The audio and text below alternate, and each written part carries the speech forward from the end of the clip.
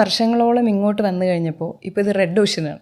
ഇപ്പം അവിടെയും ഇവിടെയും എല്ലാം അതിന് കോമ്പറ്റീഷൻ വന്നുകൊണ്ടിരിക്കുക. അപ്പോൾ സാർ സ്ട്രാറ്റജിക്കലി എങ്ങനെയാണ് അത് ചേഞ്ച് ചെയ്തത്? അതായത് ഇനീഷ്യലി ആ ബിസിനസ് ചെയ്ത സമയത്ത് ഇപ്പോൾ ബ്ലൂ ഓഷനാണോ എളുപ്പം, റെഡ് ഓഷനാണോ എളുപ്പം? രണ്ടിനും രണ്ടിൻ്റേതായിട്ടുള്ള ഓപ്പർച്യൂണിറ്റീസ്, നമുക്ക് രണ്ടിനും അവസരങ്ങളുമുണ്ട് വെല്ലുവിളികളുമുണ്ട് രണ്ട് സ്ഥലത്തും.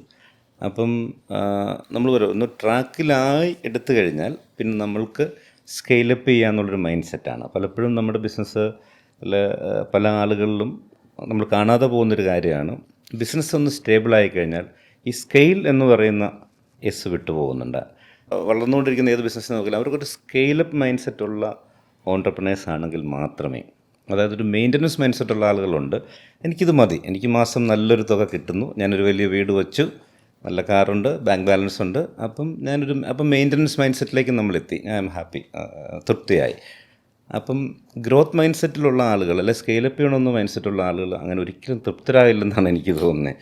നമ്മൾ ഓരോ വർഷം കഴിയുന്നുണ്ട് നമ്മുടെ തൃപ്തി കുറവാണ് കൂടുന്നത്, തൃപ്തി കൂടുന്നില്ല, തൃപ്തി കുറവ് കൂടിക്കൊണ്ടേ ഇരിക്കുകയാണ്.